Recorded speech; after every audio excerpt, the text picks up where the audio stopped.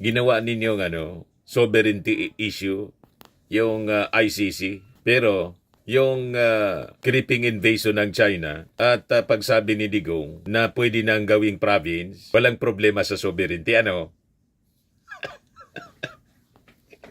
Kaya walang maniwala sa inyo. Kayo-kayo lang naniniwala sa mga argumento ninyo.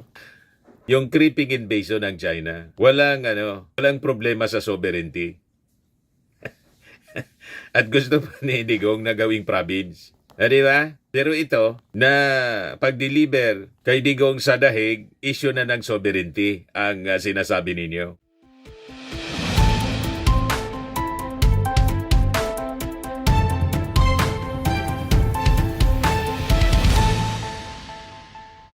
Ito po mga kababayan, si Dante Maravillas. Si Atty. Panelo, gusto nang ipa-abolish yung ICC. Yan na niya, Mr. Maravillas. Mangyari daw. Ito yung signs of desperation ng kampo ng mga Duterte. Gustong ipa-abolish. Kala ko, yung mga DDS lang po, ordinary DDS influencer. Yun din pala ang posisyon ni Panelo. Ang nakita kong una, mga kababayan na nag-post ng ganyan, yung vlogger ni Digong, vlogger ni Sara na hindi naliligo. Sabi ng mga, sabi ng ibang, hindi man ako naniniwala na hindi yun naliligo. Baka naliligo din yun, once a week. Ayan yung nakita natin, abolish ICC. Ngayon, si Panelo, gano'n na rin mga kababayan, yung panawagan. Suntok sa buwan. Sabi ng mga matatanda, suntok sa buwan. Ito yung balita ng abogadonews.com. Panelo calls for ICC abolition, accuses it of overstepping its mandate. Nabuang na niya, Mr. Maravillas. Nagpapanik na sila. O, diba? Mauubos mga kababayan yung kampo ng Duterte, yung mga senador. Kaya abolisyon na po ng ICC yung panawagan ni Panelo.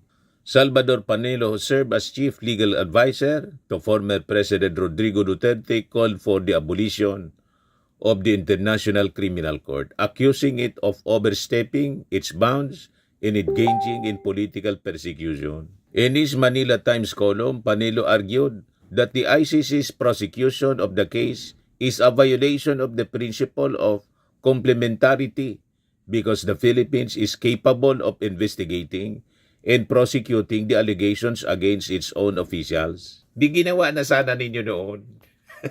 Di ba? Hindi na humantong sa ICC na doon nag-file ng reklamo yung mga biktima ng AJK. Tinakot na tinakot yung mga pamilya. Naubos tuloy yung takot.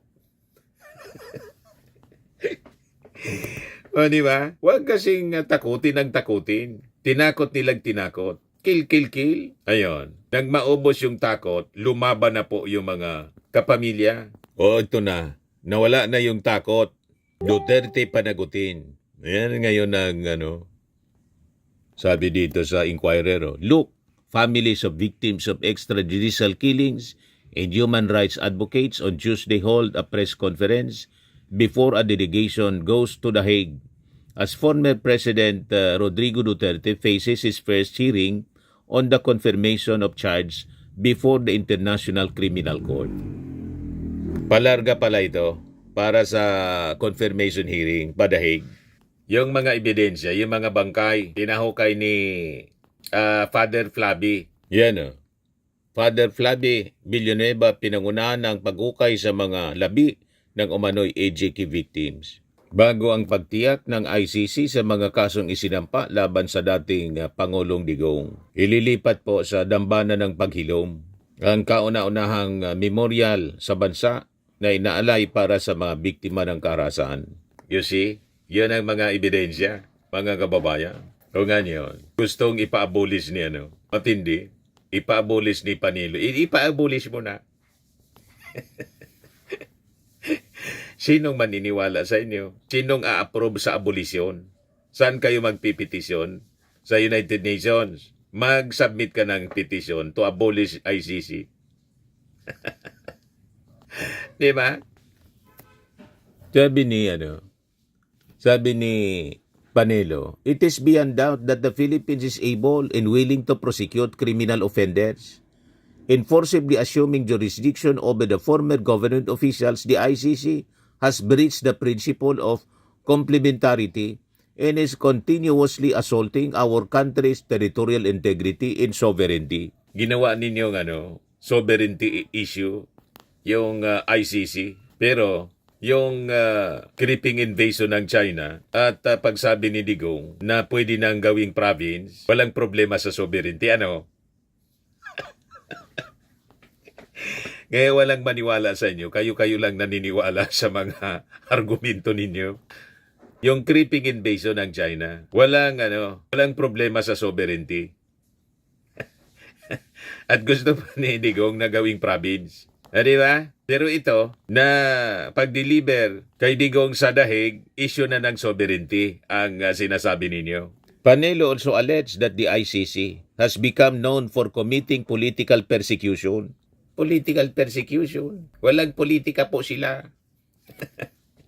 Ang sa kanila Administration of Justice, a political institution ng ICC. Anong paki sa politika dito ng ICC? May kandidato ba sila?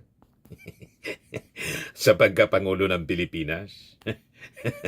Para politikahin si Digong. Si Digong, so kung sa paningin ninyo, hindi guilty, dapat i-post ninyo yung tuloy-tuloy, immediate, forthwith na trial. Laging delaying tactics ginagawa ng abogado ninyo, ni Kaufman. Diba? Sinasabi ninyo, wala ng jurisdiction kasi gusto ninyong tumakas sa pananagutan. Nagmatunugan na nag-iimbestiga, biglang umalis as member ng ICC. Uto-uto? Malinaw na gustong tumakas sa pananagutan, kaya dating member tayo ng ICC. Biglang umalis si Digong kasi gusto niyang proteksyonan sana yung kanyang sarili. Ganon pa rin yung nangyari. Di ba? Dama yung kanyang mga opisyal. Yun na nangyari, mga kababayan. Yan sabi ni Panelo, the ICC was prosecuting only those who belong to the black race, but also pointed to its issuance of warrant against nationals of non-member states such as Russian, President Vladimir Putin, who is not black. Ginawa mo na, inaccuse mo na yung ICC racial discrimination. Pero maganda to na ginagawa mo. Siraan yung ICC. Lalo niyan manggigigil yung mga ICC judges.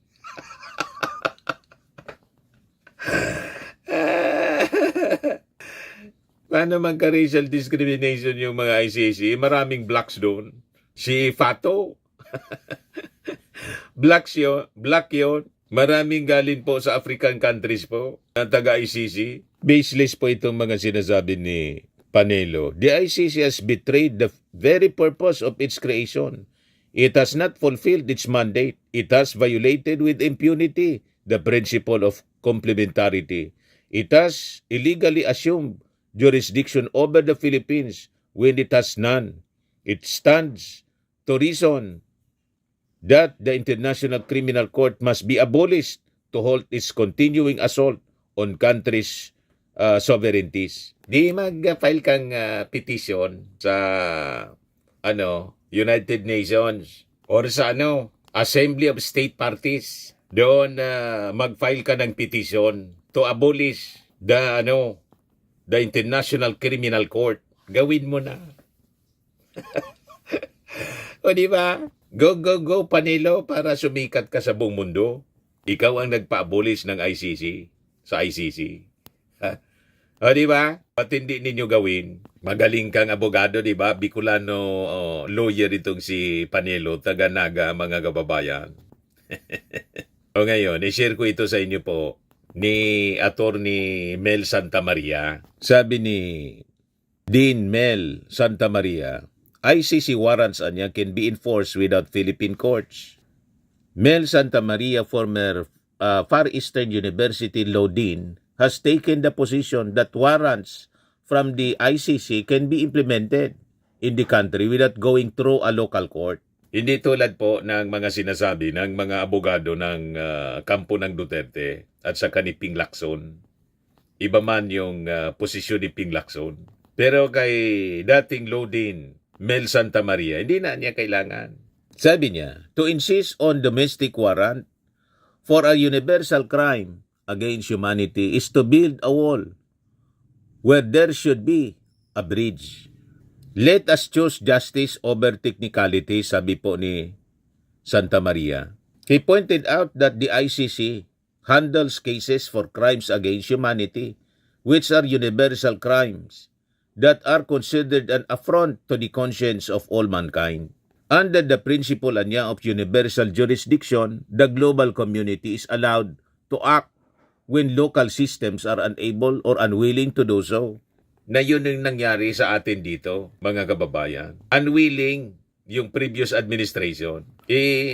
Dapat niya sa present administration willing. Walang tiwala po yung mga mga victims, yung mga pamilya. Ano magagawa natin? Walang tiwala sa justice system. Sa tingin nila, until today, may influence yung mga Duterte sa husgado. Kaya tumakbo sila sa ICC. Kaninong kasalanan yon? Yung pagkawala ng tiwala ng mga pamilya ng victims. Tinakot kasi ninyong tinakot. Naubos yung takot, lumaban na ngayon, pero hindi dito. Sa ICC lumaban. O di, tapos kayo. Lahat ito, kasalanan nila. Kung hindi ninyo inabuso, tinakot ng tinakot, di sana dito nag-file. Di ba po? Tapos isisisi ninyo sa present administration. Ba't ninyo sisisihin yung present administration? Kasalanan ng previous administration, isisi ninyo sa ating Pangulong Bongbong. Di ba? Yung impeachment complaint nga kay Sara, tiniknikal ng Supreme Court, lalong na-boast yung posisyon ng mga pamilya ng victims na wala ng tiwala sa Supreme Court. O, kita mo anya? Pati sa Senado, hindi naging forthwith yung trial sa forthwith proceed. O di lalong na-validate na talagang walaan niya sa Pilipinas. Malakas pa ang impluensya ng mga Duterte. Ayan tuloy, ang nangyari, hindi pinagbigyan ng ICC yung interim release petition. Lahat kasalanan po ninyo. Pinakita ninyo sa mga taga-ICC na talagang malakas ang impluensya. Di wag niya natin pagbigyan. Tama niya yung posisyon ng mga biktima. O di ba tama yung analysis natin? Yung sabi dito ni Dean Santa Maria, he also noted that the 1987 Constitution states that it adopts the generally accepted principle of international law as part of the law of the land. Complying with the international law is thus a constitutional mandate. Kaya hindi po mali yung sinasabi ni Panelo na pag-yurak sa ating sovereignty, constitutional po. I-recognize. Mas naniniwala naman ako kay Mel Santa Maria din kaysa po kay Panelo. Sabihin pang abogado din siya. Mas tama yung legal views ni Mel Santa Maria kaysa kay Panelo. Yan complying with international law niya is thus a constitutional mandate. When we talk about universal crimes, we are talking about a legal sphere where international obligations and domestic law shake hands. Santa Maria also countered the argument that the Philippines' withdrawal from the Rome Statute means it should not coordinate with the ICC on warrants issued.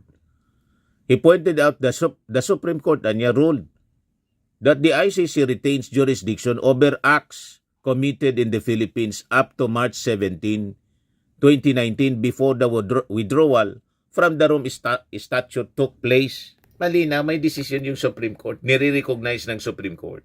Di ba po? Withdrawing from the treaty is not a get out of jail free card, he said, noting that the Rome Statute itself explicitly state that a withdrawing state is required to cooperate with ongoing proceedings. Ang akala pa kasi ni Digong, purposely, nag-withdraw siya sa ICC. Umalis tayo para makatakas siya sa pananagutan. Hindi nangyari. Akala niya mapipilipit niya yung batas. Makakalusot siya. Natrap siya tuloy, mga kababayan, sa sarili niyang kagagawan. He further said, Republic Act 9851 anya, the Philippine law defining and penalizing international humanitarian law violations, genocide, and other crimes against humanity allows authorities to surrender or extradite suspected or accused person to the appropriate international court, hindi local court. Kasi this allows the Philippines to waive local jurisdiction in favor of an international body. So there is no need for a domestic warrant. Kaya sabi po ni Yussi Castro kahapon sa press briefing, tinanong siya kung ano yung magiging sistema once na lumabas yung ICC warrant laban kay Bato at saka kay Bongo. Kung ano yan nangyari niya kay Digong, yun ang mangyayari sa dalawa. I-deliver po immediately. Forthwith. Walang local courts po. Diretso agad. May nag-standby na Gulfstream. O di ba? Ganon ang mangyayari po. Walang violation dyan sa batas. Mismo sa paliwanag ni Dean Santa Maria. Alangan man mas marunong kayo, yung mga DDS. Mas marunong kayo kay Dean Santa Maria. Mag-dean muna kayo sa College of Law. Ano ba? Ayan o. When the ICC issues a warrant for a crime we recognize as universal, Republic Act 9851 provides the statutory bridge to act upon it. The Philippines can recognize such warrant of arrest, sabi po niya. Kaya tama yung ating Pangulo, ginawa ng ating Pangulo. Kaya yung ginamit po itong kidnapping daw, ginamit sa impeachment complaint laban sa ating Pangulo, binasura ng Justice Committee. Baseless po walang substance at mali. Galit sila ngayon. Pinapalabas nila ngayon yung sa text message niya para tanim ng duda na may text niya, ibig sabihin, tapos yung Pangulo tungkol sa kickback, yun naman yung pinapalabas nila. Kung ano-ano na lang po. So in the context of crimes against humanity, sabi po ni Santa Maria, the ICC warrant serves as the valid legal basis. They do not conflict, they harmonize niya to ensure that humanity is protected both at home and abroad. The Constitution niya does not specify which court or judge must issue such a warrant, he noted. Walang sinabi. Principle, mga kababayan, sa batas. What is not included is therefore excluded. Hindi na-mention, hindi kasama. Di ba? Sa prinsipyo sa batas, what is not included is therefore excluded. Hindi nabanggit. Hindi kasama. Yan po. Kaya po may legislation. Gumagawa ng batas, specific siya. Nililista kung yung mga dapat at hindi dapat. Ganon siya. May definition of terms. Wala hindi naka-specify sa ating saligang batas mismo. Sa ating konstitusyon. Kung aling korte or judge. So this means it can come from a local or international court. Pwede mong interpret na ganyan. Santa Maria stressed that cooperating with the ICC is not a surrender of Philippine sovereignty tulad ng sinasabi ng mga DDS ni Panelo. Because the people have the power to enter into treaties and to honor them. Recognizing an ICC warrant does not diminish our national pride. On the contrary, it proves that the Philippines is a prominent, responsible member of a global community of civilized nations. We are not a rogue state. We are a nation that believes no one, not even a senator, is above the laws of man, in the laws of the world. No one is above the law. Sibilisado tayong bansa. Hindi pwede yung kill. Tama ba? At ikaw na yung batas. Hindi pwede yon. Pinaniwala tayo na pwede. Di ba? Hindi pala pwede.